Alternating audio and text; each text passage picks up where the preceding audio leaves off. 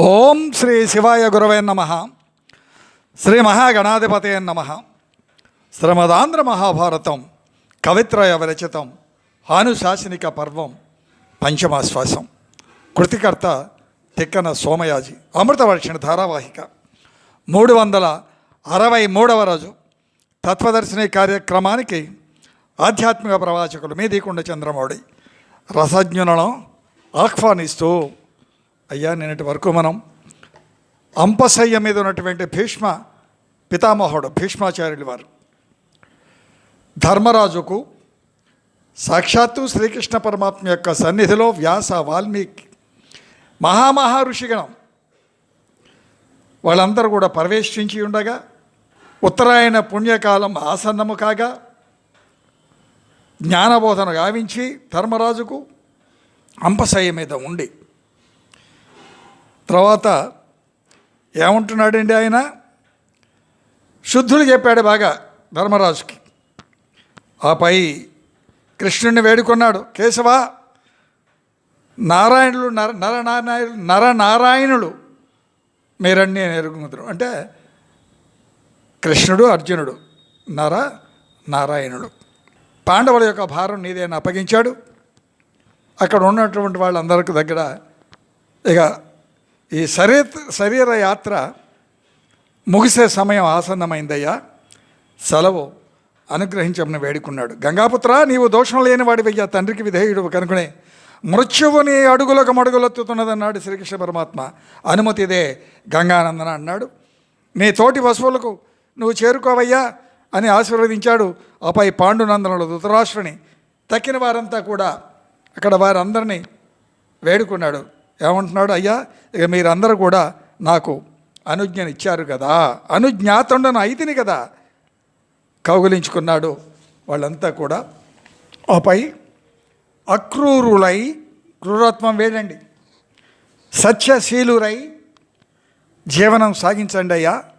వత్సధర్మజ, బ్రాహ్మణులను, ఋత్వికులను, గురువృద్ధులను ఆదరించాలయ్యా అనే చివరి మాటలుగా శుద్ధులని చెప్తా ఉన్నాడు. మౌనం వహించాడు. యోగ ధారణ చే చిత్తమును నిగ్రహించి ప్రాణాపానాది వాయువులను వాటి యొక్క సంచారాన్ని ఊర్ధ్వం గావించాడు. యోగమయ జీవన విధానంలో అత్యంత క్లిష్టమైనటువంటి ఘట్టం ఇది. అవయవాలన్నీ కూడా నిశ్చేదం అవుతూ ఉన్నాయి. ఆ వాయువులు మూర్ధమును చేరుకుంటూ ఉన్నాయి. ఒక్కొక్కటి నిస్తేజమైనటువంటి అవయవంలో నుండి ఆ శల్యములు శరఘాతాలు అయ్యాయి కదా. అంపశయ్య మీద ఉన్నాడు కదా, ఆ దేహంలో నాటుకున్న బాణాలే పరుపయ్యాయి కదా. ఒక్కొక్కటి ఊడి కింద పడిపోతూ ఉన్నాయి. అందరూ ఆశ్చర్యం చెందుతూ ఉన్నారు.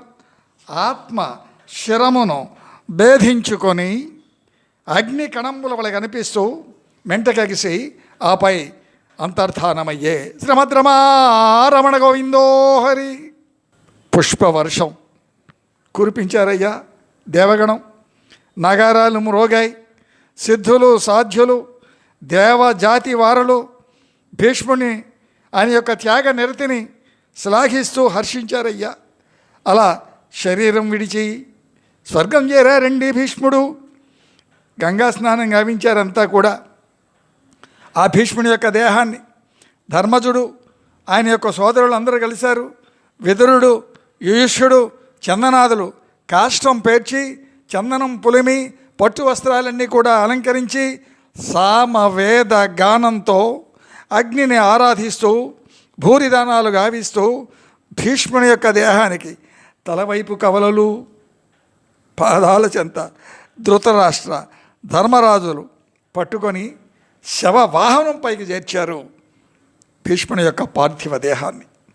పాడిన మోస్తూ భీమార్జునులు వింధ్యామరలను వీసగా కౌరవములు ఆ ముందు వరుసలో కౌరవ స్త్రీలు వాళ్ళండి ఆలవట్వములు ధరించారు. ధౌమ్యుల వారు కర్మకాండలు జరుపగా ఆ దేహాన్ని చితిపై చేర్చారండి. అగ్ని ప్రజ్వరిల్లుతూ ఉంది. నేతికుండలు గుమ్మరిస్తూ ఉన్నారు. అప్రదక్షిణంగా మరలి గంగా స్నానాలు ఆచరించారు. అడ జనమంతా కూడా. వ్యాస, నారద, దేవలములు, కౌరవాదులు గంగలో భీష్ముల వారికి తిలోదకాలు వదిలారు. పుత్ర శోకార్తిగా ఈ గంగ రోధించింది. ఆ గంగ ఒడ్డును కదా లేచింది, వచ్చింది. పుత్ర శోక హృదయం, మాతృ హృదయంతో రోధించింది గంగ.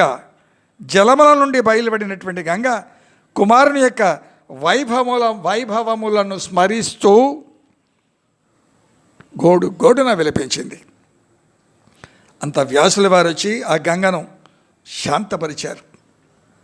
భీష్ముడు వసువులలో చేరాడమ్మా, ఎందుకు ఇంకా శోకం, శాంతించు.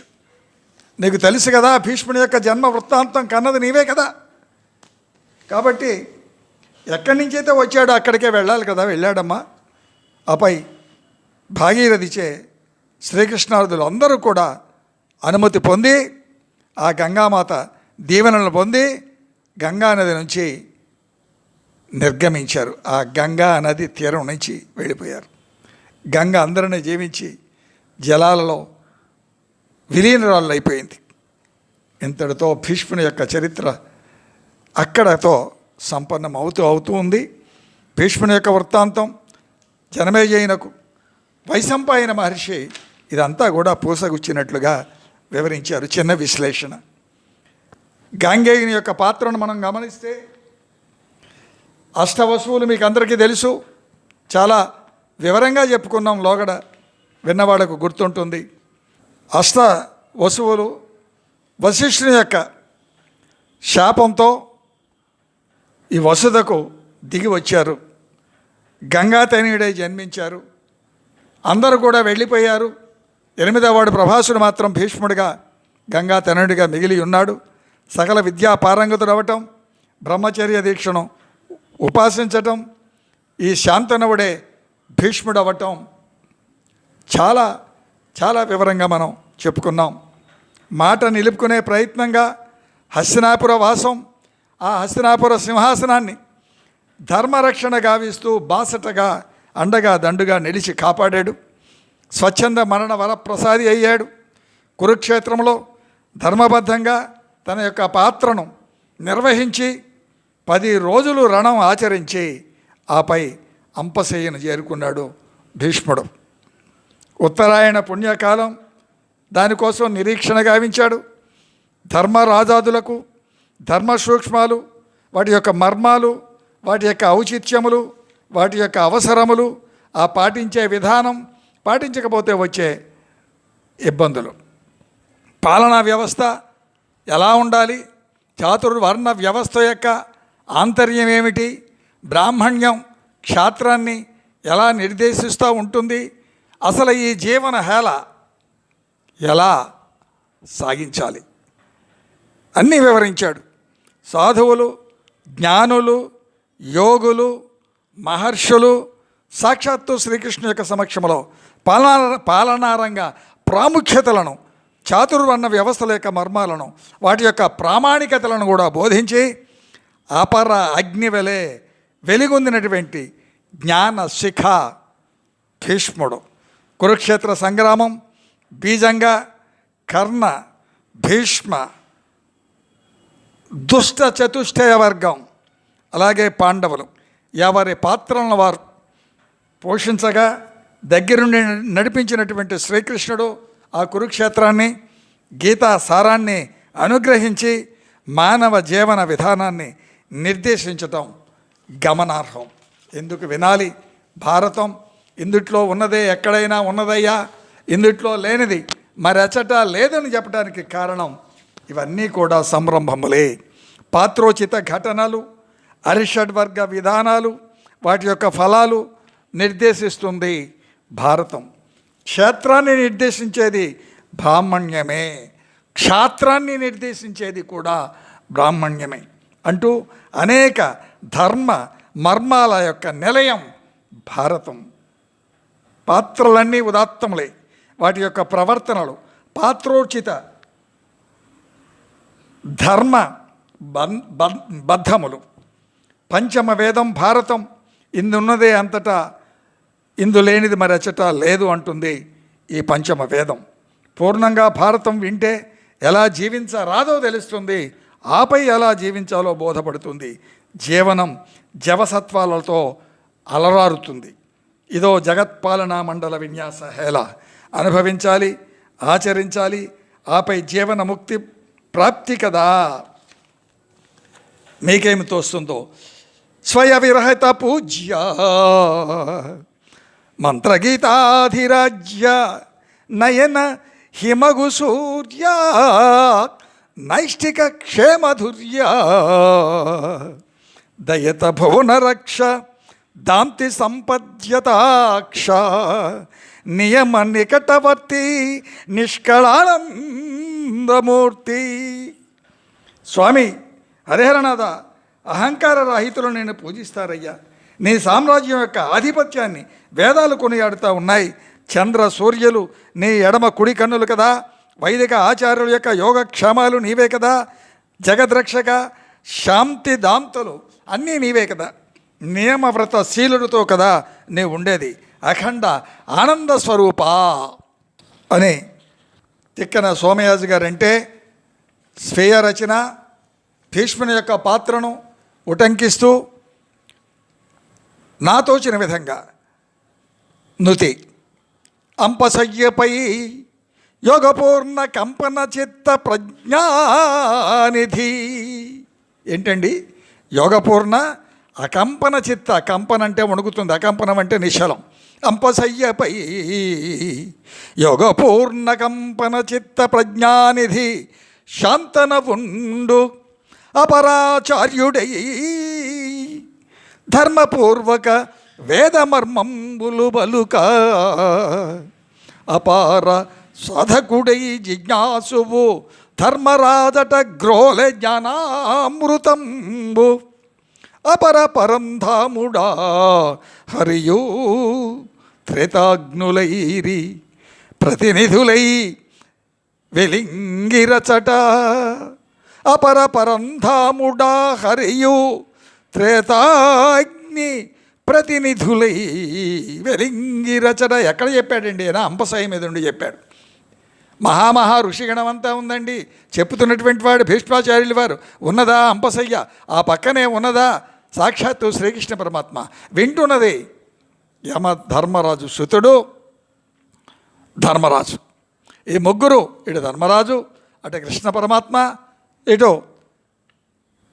శాంతనవుడు అనగా భీష్మాచార్యులు వారు త్రేతాగ్నులై మూడు అగ్నుల్లాగా జ్ఞాన శిఖల్లాగా వాళ్ళు వెలుగొందుతూ ఉన్నారట.